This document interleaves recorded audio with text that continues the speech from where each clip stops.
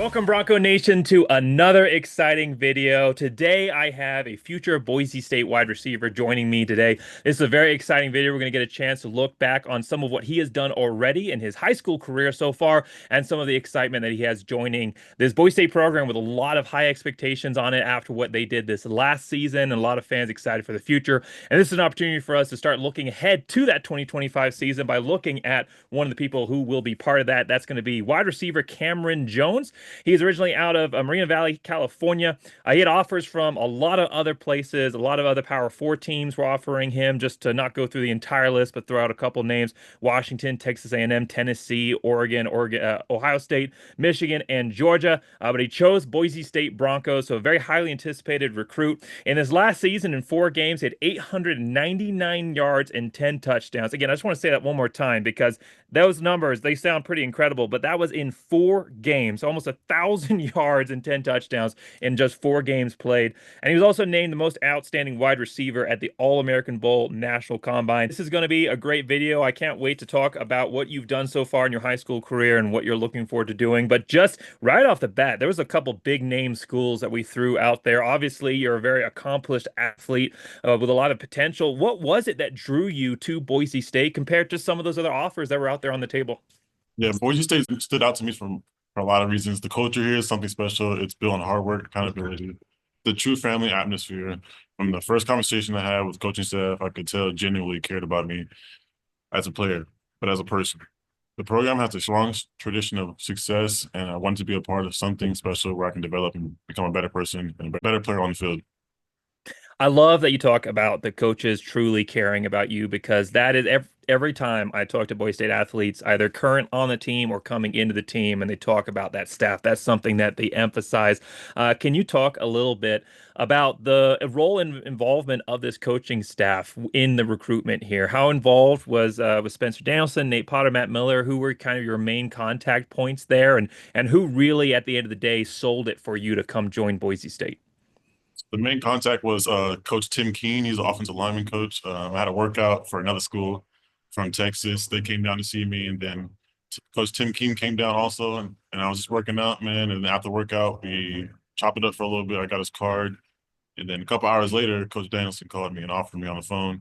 And then that same weekend, I went down to Boise State, had a really good official visit, and I really loved it, and I decided to make a decision.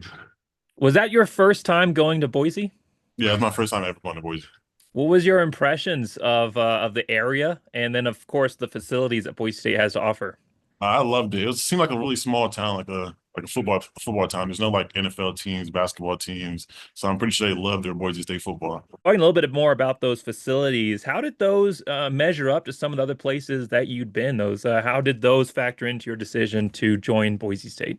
They had a really amazing strength program with a really amazing strength coach. He showed me some of his work from his previous schools, and I really loved it and really enjoyed it.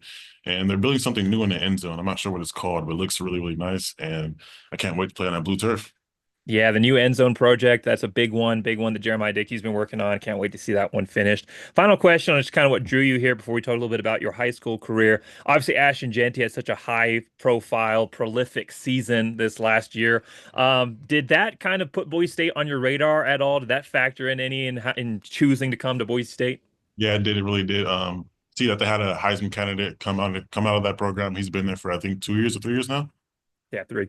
He stayed loyal to the program, and it shows what hard work can do.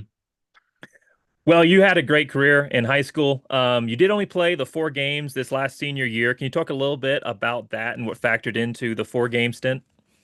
So I transferred out of my school, St. John Bosco. There was a lot of paperwork problems, and then I got it situated. I had to sit out 5 games, and then last 4 games I got the ball. Well, 4 games you got the ball, and you certainly did get the ball, like we said before, 899 yards, 10 touchdowns. How would you describe your play style, the elevator pitch here for Kamryn Jones? How would you describe your play style as an athlete? Playmaker, and he play both sides of the ball.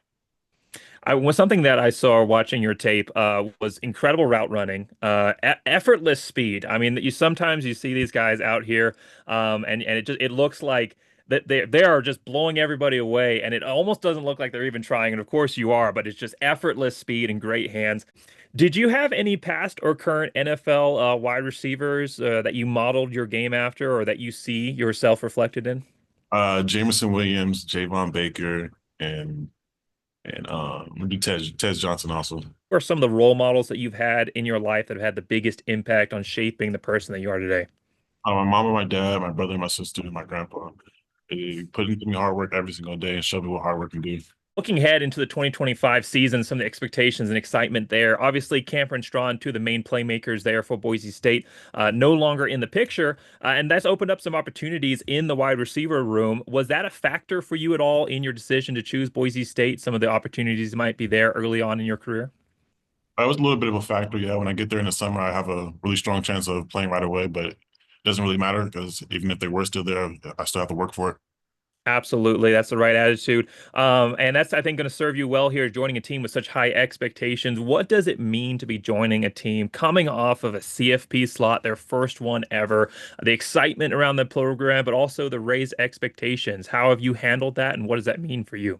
It means a lot to me coming up from a team that was just in the college playoffs and had a Heisman candidate on their team actually, and it just really means a lot to me, and I'm ready to get right back to it next season. Do you feel like talking with the coaches, maybe some of the other players, that making the playoffs is the goal, is the expectation at Boise State now? Yeah, it is most definitely. Now, the just quick talking here about first year offensive coordinator Nate Potter. How much interaction have you had with Nate Potter so far? When I got done there on my official visit, we sat down. I got to talk a little bit of football for a little bit. We sat and talked for about, I think, like an hour and 30 minutes about just how I fit into his offense. He was showing me like some type of plays he runs, and like it was just really amazing.